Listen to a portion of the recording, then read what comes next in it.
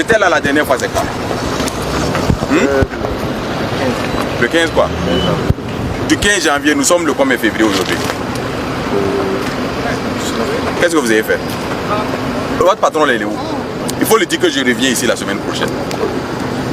Que je revienne encore venir trouver cet environnement. Vous avez compris? Il faut lui dire que moi j'ai dit que je reviens ici la semaine prochaine. Que je revienne trouver que c'est à ce niveau-là.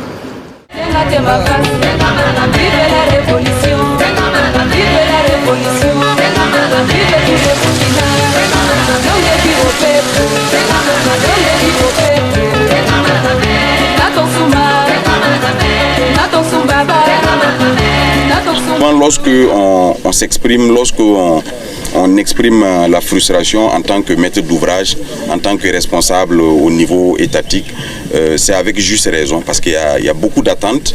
Et quand on arrive à trouver qu'il n'y a pas le sérieux qu'il faut qui est mis pour que le travail puisse être conduit, ça peut nous amener à être excédés. Aujourd'hui, c'est avec vraiment beaucoup de satisfaction, beaucoup de fierté aussi, parce que nous nous rendons compte que nos efforts ont donné fruit. Ça a fait l'objet de beaucoup de commentaires sur l'état d'avancement du chantier, sur le fait qu'il n'y avait pas de perspective sur la fin du chantier. Aujourd'hui, c'est une réalité et je suis heureux que tout le monde puisse venir constater avec nous. Je pense que c'est un périmètre assez particulier parce que c'est une source d'eau naturelle et qu'on recueille pour pouvoir faire une irrigation. Et c'est assez particulier, ça apporte une plus-value dans la zone. Je pense qu'il y a 3 villages qui vont en bénéficier et 280 hectares pour le périmètre global et 240 hectares de superficie utile agricole. C'est une plus-value énorme. Si on va sur un rendement de 6 tonnes à l'hectare sur 2 campagnes, je pense que vous pouvez avoir une idée de ce que ce périmètre-là va générer en tant que plus-value dans notre production ou dans la production globale dans notre pays. Ça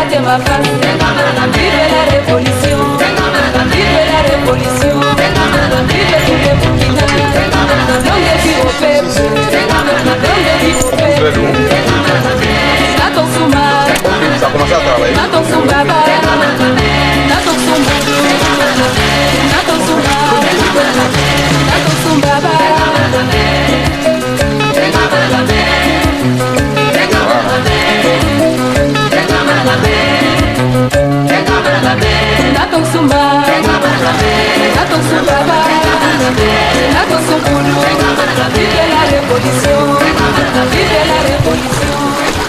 En tout cas, nous sommes très satisfaits de ce que nous observons là. Je pense que les populations le sont aussi parce qu'elles étaient sceptiques au début.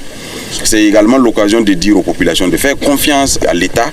Lorsque l'État intervient, c'est pour apporter un plus aux populations. C'est pour améliorer leurs conditions de vie, c'est pour améliorer leurs conditions d'existence. Et je pense que sous le magistère du camarade capitaine Ibrahim Traoré, il y a eu tellement de preuves de ce genre, tellement de preuves de l'engagement de l'État, d'un État qui se soucie du bien-être de ses populations, d'un État qui se soucie du mieux-être de ses populations, mais également un État qui se soucie du développement de la production de manière générale. Et les preuves sont à foison et je pense que chacun devrait désormais faire confiance aux acteurs, faire confiance à l'État, faire confiance aux structures publiques.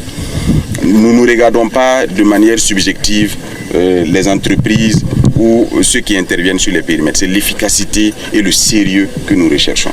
La preuve, il y a une entreprise qui était ici, malgré toutes nos interpellations, malgré tous nos efforts, il n'y avait pas de bonne foi. Voilà qu'aujourd'hui, une autre entreprise burkinabé, il faut le dire, c'est important de le dire, burkinabé est arrivé à nous livrer le périmètre vraiment dans des délais qui sont acceptables et qui nous permettent aujourd'hui d'être tous heureux, de pouvoir nous réjouir et que ce périmètre-là puisse être mis en eau. C'est donc un appel à lancer à l'ensemble des acteurs. Lorsqu'on doit intervenir sur des projets qui portent atteinte ou qui ont un impact direct sur la vie de la population, il faut les prendre avec le plus grand sérieux. Et en tant que premier responsable, avec la mission que nous avons de la part de son Excellence le capitaine Ibrahim Traoré, c'est normal que par moment on veuille aller très très vite et qu'on puisse mettre un peu plus de rigueur pour pouvoir parvenir au résultat. félicitations à l'entreprise, félicitations au PRECA. Je le disais hier à Kadomba, et les projets avaient pris l'habitude d'être des niches d'argent où l'équipe de coordination a de gros salaires, on se fait des ateliers, on se promène, on fait des activités qui n'ont aucun impact sur les populations. Ça fait le deuxième périmètre que nous avons, ça fait un cumul de près de 1000 hectares si on considère la superficie d'hier et celle d'aujourd'hui additionnée. Ça a été fait dans le cadre d'un projet. C'est pour dire que c'est possible et c'est ce que nous devons faire. Lorsque nous partons nous endetter, nous endettons les générations futures, il faut que nous puissions faire des investissements structurants qui vont générer de la richesse et faciliter le remboursement de ces prêts-là. Et c'est également l'occasion pour nous de remercier le partenaire qui est le groupe de la Banque mondiale qui a bien voulu accompagner ces travaux. Bien sûr, comme je le disais, ce sont nos générations futures que nous engageons. Mais là, nous sommes contents de les engager sur un tel travail qui a été fait et dont la production va permettre bien sûr de générer une plus-value et qui va faciliter le remboursement. Et nous pourrons demain dire aux générations futures que le prêt que nous avions pris, voilà ce que nous avons fait avec. Voilà. Je pense que c'est plus facile à dire que de dire que nous avons pris un prêt pour faire des ateliers, pour faire des missions, pour faire des colloques et pour se payer de gros salaires et pour payer du carburant et je pense que j'en passe. C'est un appel à l'ensemble des acteurs qui interviennent dans le cadre de ces projets-là pour que nous puissions avoir des investissements structurants au profit des populations. Alexio.